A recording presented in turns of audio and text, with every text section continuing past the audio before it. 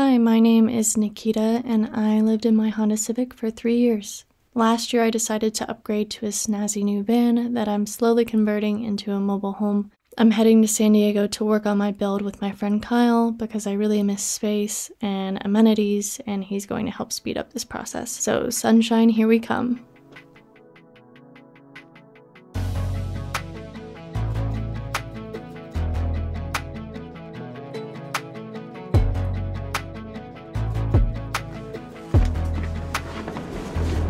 Only 15 hours to go. Woo-woo. Goodbye, snow hell.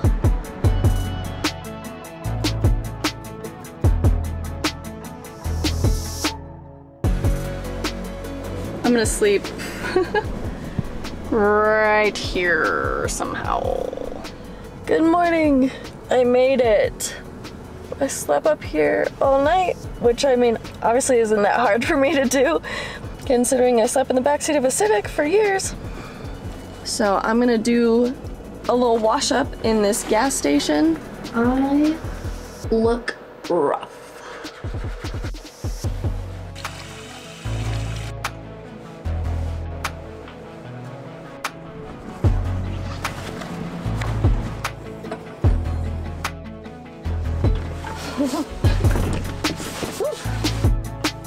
Coming at you hot, California.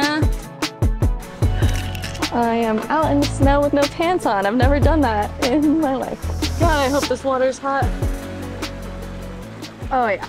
I made an unplanned stop due to a snowstorm, and I'm really glad that I did because it just so happened to be in a nearby town to a hot spring that I have had saved on Google Maps for some time. I can't recommend a hot spring in snowfall enough.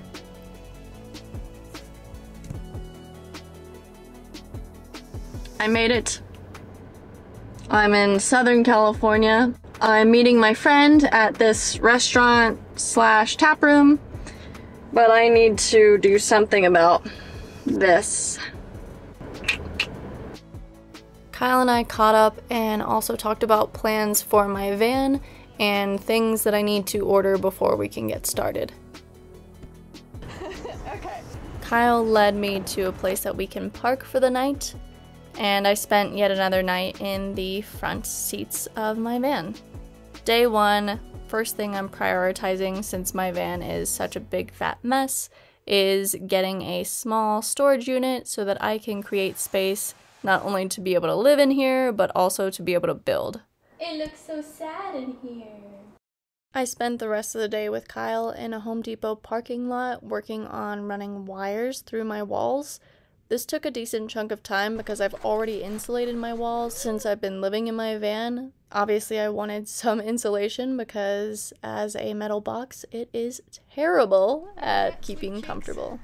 So we have this side all wired up. Now we need to go to the ceiling, which this is going to be fun. And then we have to go over here to this side with all of the 12 volt.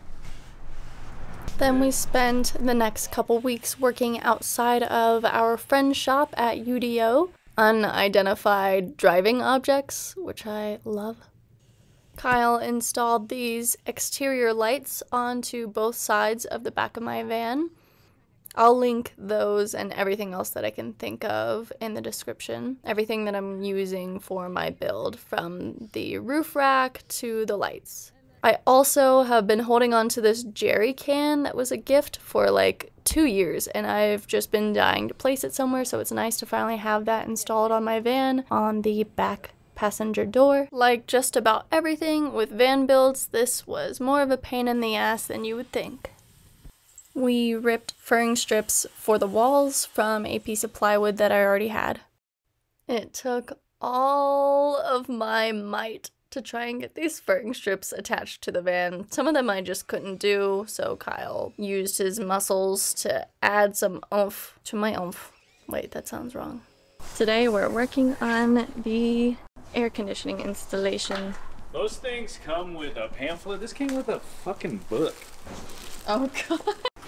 This thing is fat. Yeah, it is. Yes, it is. I taped off a template for the AC unit to come through the ceiling, taped up a plastic bag to catch any shavings and had Kyle cut out the hole through the ceiling because I don't like doing that. And it caught it. Look at all that. That's freaking beautiful. Now I'm gonna go catch it before it completely falls. Yeah, we need to do that. Oh shit, it looks like concrete. As always, I put caulk all over everything, and then we set the AC unit into this hole.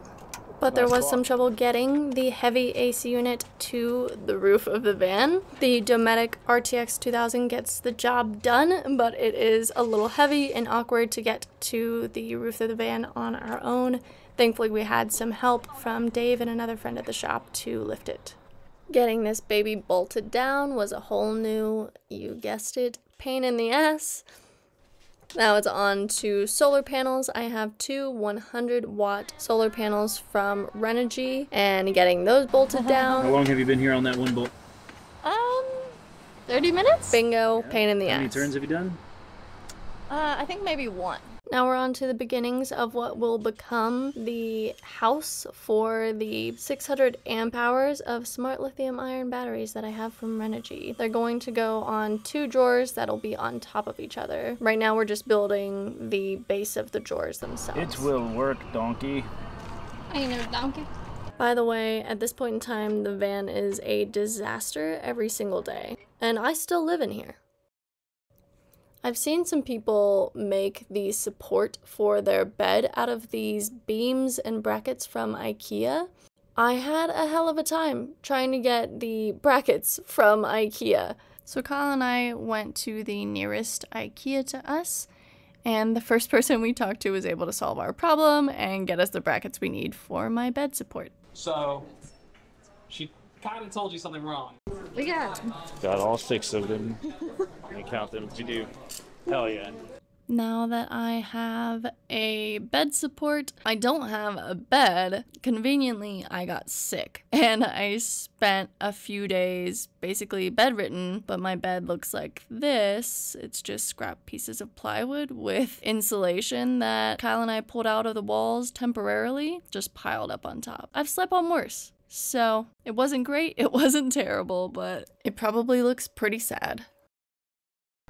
I'm running painter's tape to map out where the furniture and where different items are going to be, like the heater. Gotta figure out where the water heater will go, the diesel tank. These guys are gonna be in this area. My batteries are gonna go here. I still need to find a water tank for my fresh water. Find one that will pleasantly fit in under my small bed, and get those dimensions and tape that off, which will help me place where the water heater will go. I was hoping it was going to fit in this bench, but it does not. So that means it needs to go into the garage, which already is pretty limited on space. Ideally, I will have space remaining for storage. That's pretty essential for living in a van, is storage space, and a lot of people put a lot of things underneath their bed, but because my bed is going to be a lot smaller than most people's, I will be missing out on that space. But that's something that I, at least right now, am willing to sacrifice. So it is what it is. We'll see how it pans out. I don't know. I'm gonna look for a water tank. After diligent searching, I finally landed on a water tank that I felt like would fit as best as one can fit in my small garage. Water tanks are really overpriced, by the way. I don't know what work goes into it, but man, that's a lot of money. By the way, I'm pet sitting right now for a friend, and this is her shop, so I'm finally able to be inside of a garage 24/7 and not have to unpack and pack up my van every day. This is the toilet that I'm gonna go with. I'm gonna partner up with this company called Ogo. I'll show you guys all about it in the future, but I need to get the dimensions to also figure out where that's gonna fit in my garage. These days at the Lindsay Marie shop are long. We're working about 12-hour days every day. and really just trying to crank out as much as possible while we have the opportunity to have my van in an enclosed, controlled space. Kyle finished up the cabinet for the batteries. I painted it and sanded it. He did a bunch of electrical work and also built benches. I'm basically like a sous chef in this situation. We got walls in, the ceiling up, some lights in the ceiling. The fan, the AC unit, and the lights are functioning, though only half of my batteries are connected so far because we ran out of time before my departure. We got my bed in, which is a twin that pulls out to a queen.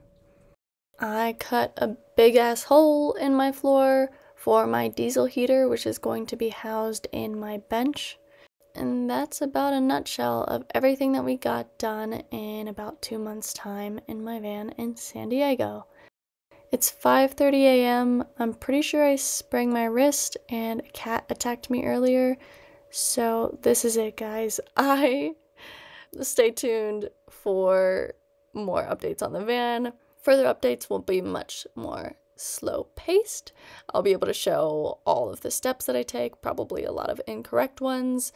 But since it's just going to be little old me from here on out, things are going to be much more slow, and I'll be able to document them more thoroughly. So stay tuned, thanks for watching, subscribe, and I'll see you in the next one. Swim in some perfume so I don't smell like the bum that I am. I feel like I should not have been able to fit that much more. I gotta poop. That's what she said. But don't mind me, I'm just catching them all right now. I really need help. So.